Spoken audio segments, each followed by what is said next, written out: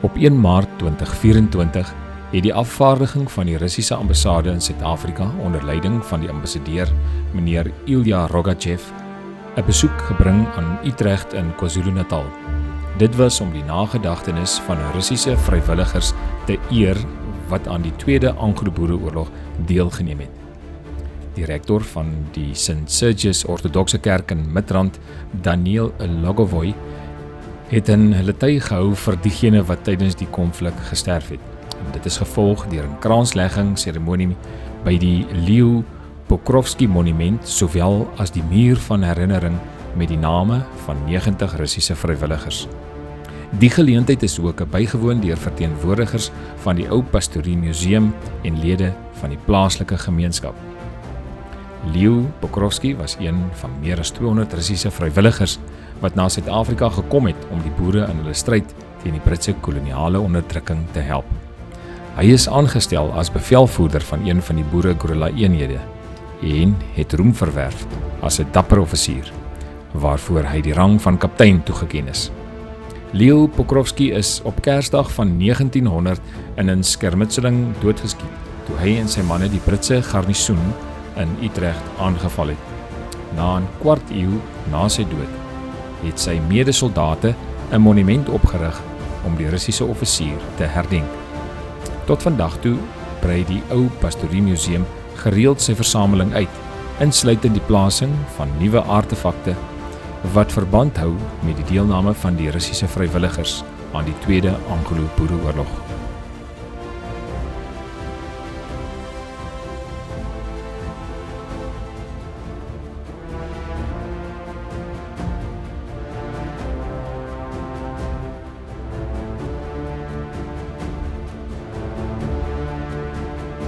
In die boek Russian on Commando, wat handel oor 'n Russiese offisier wat dagboek gehou het oor die Boereoorlog, skryf hy die volgende: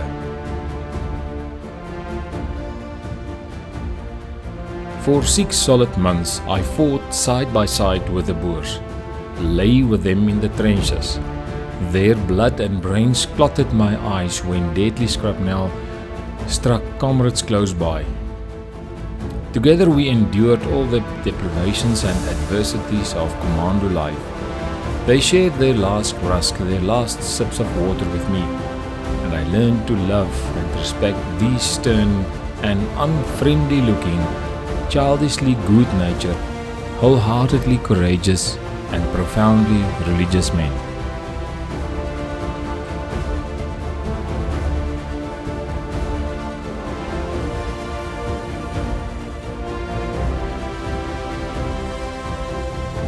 Hy skryf ook later in die boek sy observasie van die dierprys wat die boere moes betaal met dit wat Engeland aan hulle gedoen het, omdat hulle die boere nie kon oorwin nie.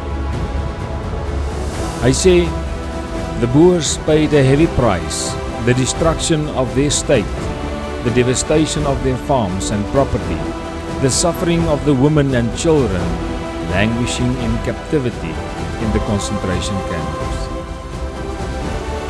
Hy sê hy kom agter hoe hierdie onmenslike aanslag deur die Britte die boere verander het tot beter vegters. Had the Boers fought as they are fighting now, the outcome would have been different. Hoekom kom julle hierna toe? Wil julle die boere kom leer om die Britte te veg? Dan antwoord hulle, We didn't come to teach you, but to learn from you. Al die vrywilligers van ander lande het so die respek van die Transvaalse boere ingewin.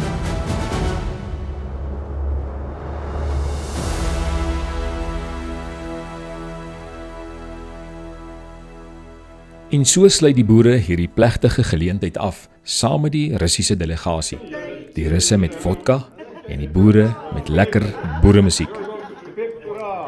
Hierdie ontluikende vriendskap tussen die boere-Afrikaners en die Russiese volk is 'n gevolg van gedeelde historiese ervarings asook gedeelde waardes en stryd.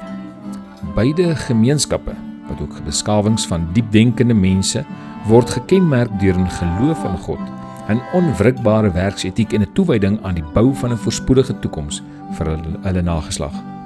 Die boere, verbind tot harde werk en ywer, deel 'n gemeenskaplike ethos met die Russe, wat eerder bou as wraak soek. Hierdie gedeelde fokus op konstruktiewe aksie eerder as wraak, tesame met 'n diep geankerde geloof, vorm die kern van beide se identiteit. Beide kulture projekteer hulle innerlike waardes deur aktiewe deelname in gesinslewe, kultuuraktiwiteite, geloof, kunste en intellektuele lewe. Hulle liefde vir kuns, literatuur en die bevordering van kennis en prestasie dra by tot 'n ryk kultuur wat trots kan staan naas enige eerste wêreldland. Verder, die gedeelde ervaring van die stryd teen imperialistiese onderdrukking en die verwoestende impak van propaganda het 'n wederkerige begrip tussen die twee groepe tot gevolg gehad.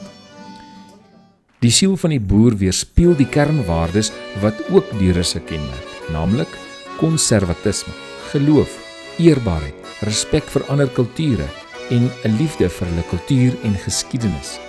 Iets wat aan die uitsterf is in die woke westerse wêreld. Deur hierdie gedeelde kernwaardes te erken en te vier, kan die vriendskap tussen die Boere-Afrikaners in Suid-Afrika en die Russiese volk dieper word as politieke agendas en historiese skeidings, veral ten opsigte van die grensoorlog-era. Dit kan 'n pad na 'n opregte en betekenisvolle vennootskap wees, gebou op respek en wederkerige bewondering vir mekaar se volke, kulture en taal. Skryf vir ons in die kommentare of jy al in Rusland was. Vertel ons, wat is jou belewenis of redes hoekom jy graag of dalk nie graag met mense in Rusland wil gesels nie. Van Boer Media se kant af, laat ons vuil word as knegte van die Allerhoogste teen die hele wêreld vry. Want onthou, knegte se hande en voete en klere word vuil. Dis onvermydelik.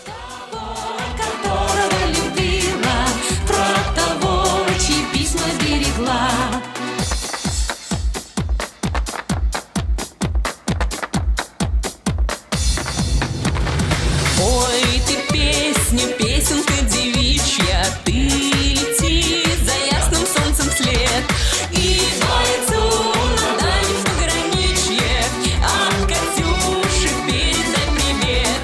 И бойцу на дальнем пограничье от Катюши передай привет. Пусть он вспомнит девушку про